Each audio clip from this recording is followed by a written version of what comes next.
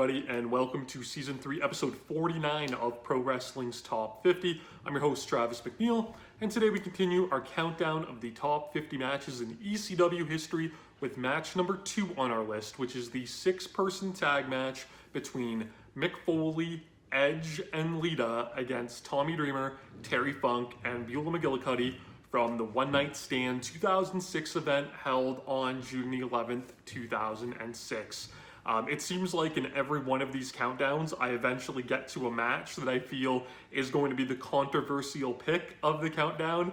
And this one is certainly it. Not that I think many could maybe argue that this match doesn't deserve to be on the list, but I think the argument can be made about its placement. But I think, it's easy to have that, bias of it's a WWE produced match.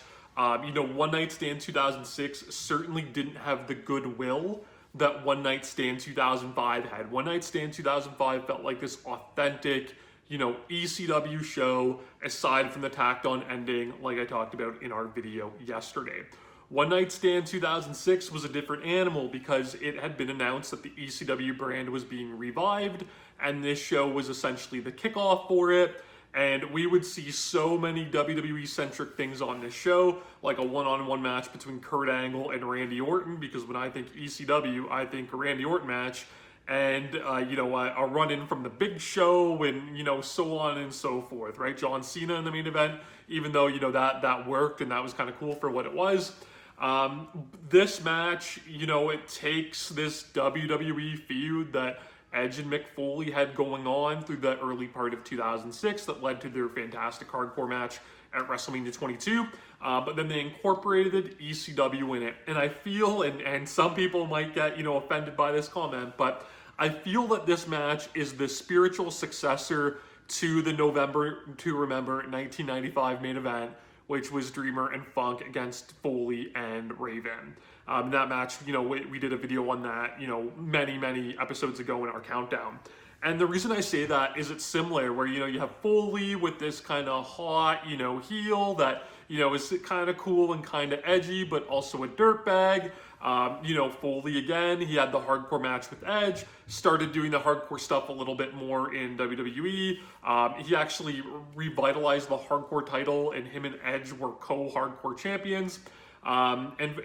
Foley did a really great promo on the WWE and ECW head-to-head show, which I believe aired on a Tuesday night. That's kind of one of those like under-the-radar shows that a lot of people don't remember. But he cut a great promo on there against Funk and Dreamer, talking about, how ECW ruined him.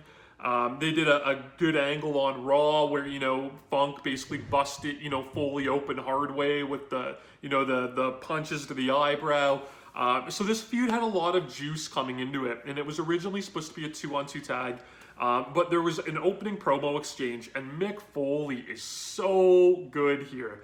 So, Mick Foley, we talked about this the other day in his match where he left ECW against Mikey Whipwreck despite being a heel. He was beloved. He was embraced by the crowd, and it's so smart what he does, because he comes out and he starts to talk about this, how much he loves ECW, and he starts to cut this fantastic promo, and the crowd's kind of starting to get behind him a little bit, but then he just turns it and he talks about loving ECW during the period that Stephanie McMahon was in charge, and he goes like, long live the Alliance, long live the Alliance.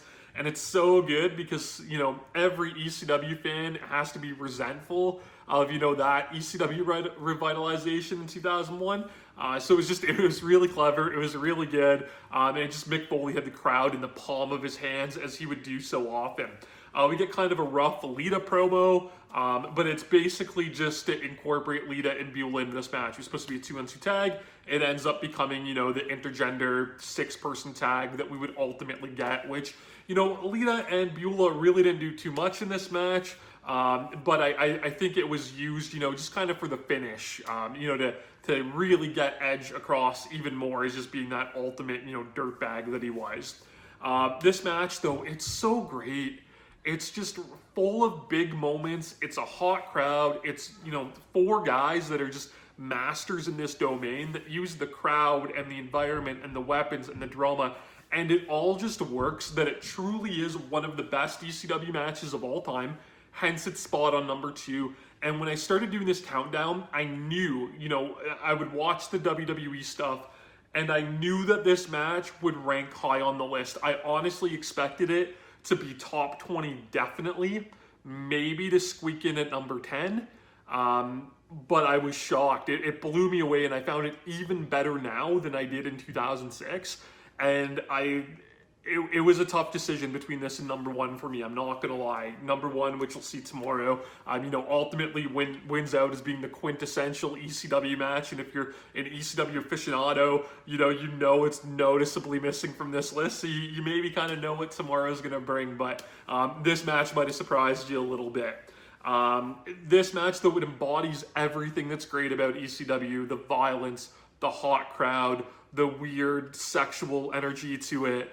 And just absolute masters at everything they do, like I said. And our start here, Terry Funk slaps the hell out of Mick Foley, and Foley basically says, like, I don't want to be here, and he tries to leave. And I loved that, right? Because again, you have Mick Foley, Cactus Jack, whatever you want to call him, this hardcore icon that was like, you know what, I'm above this now. I don't need this. I need to go.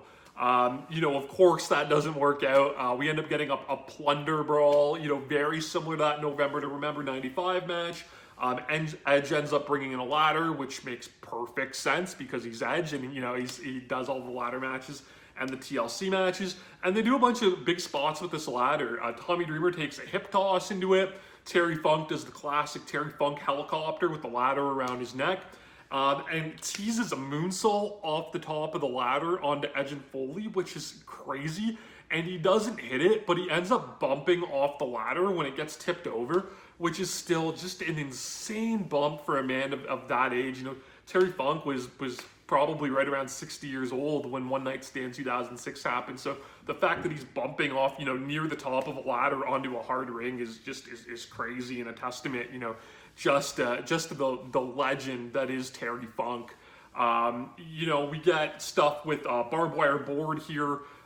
Edge and Foley kind of like double suplex the board onto Tommy Dreamer. Funk trips him up and the board lands on them. So everybody's, bleeding and cut up from the wire. Foley takes that, I talked about this in the Mikey Whipwreck video, but he takes that head whip that, was one of his signature bumps into the barbed wire board, which was in the corner, which was just grisly. He throws the board at Funk. It all feels really reckless. And again, WWE, we're used to these overproduced kind of big budget matches. So this felt, a little grittier and a little bit more of that, ECW style, which really worked for it. So Terry gets all tangled up in the wire, and they have to, cut him out of it, and Foley's kind of cutting him up with it, and they're talking about it being an eye for an eye, and he's going after Funk's eye. And Terry Funk, is just great. He's going, my eye, covering it up. And they end up taking Terry, to the back, right? They write him out of the match.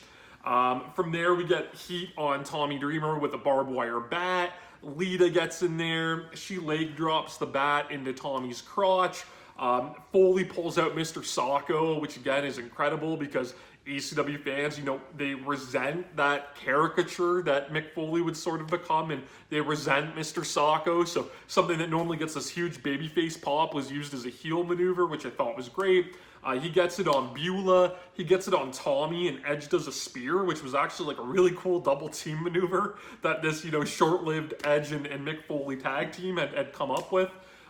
Edge goes for a pump handle slam on Beulah, and it's just disgusting right behind her, kind of, teasing what he wants to do to her, and it's ridiculous. It's, the mid-2000s, right? So stuff like that doesn't really hold up great today.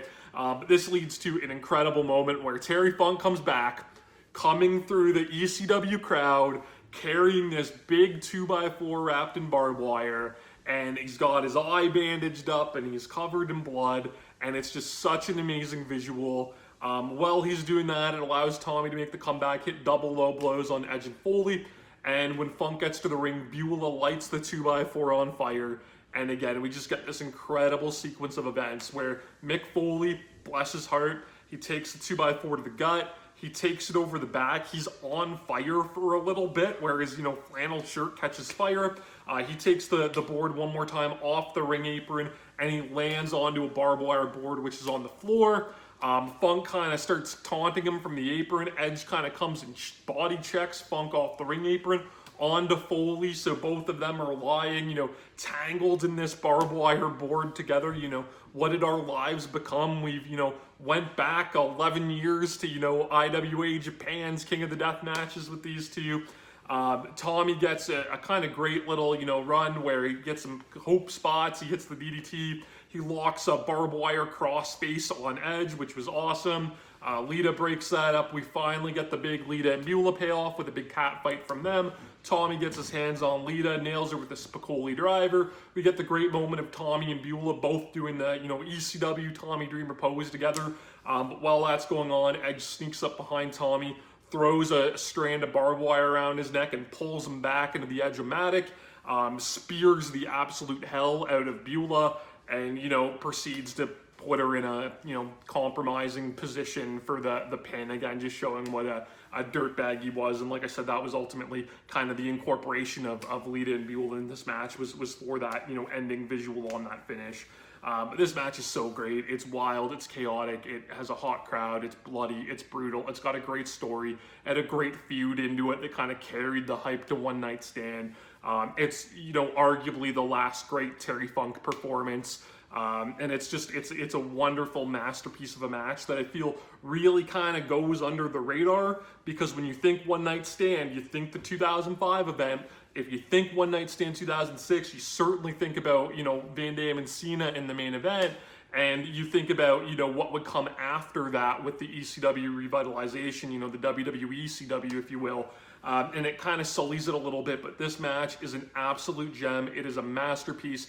It is one of the most ECW-feeling ECW matches of all time, despite the fact that it happens 5 years after ECW closes up shop. And it is more than a worthy inclusion on this list. And I hope, it doesn't, cost me any of my ECW fan credibility that I essentially ranked a WWE match at number 2 on this countdown, but it is worthwhile.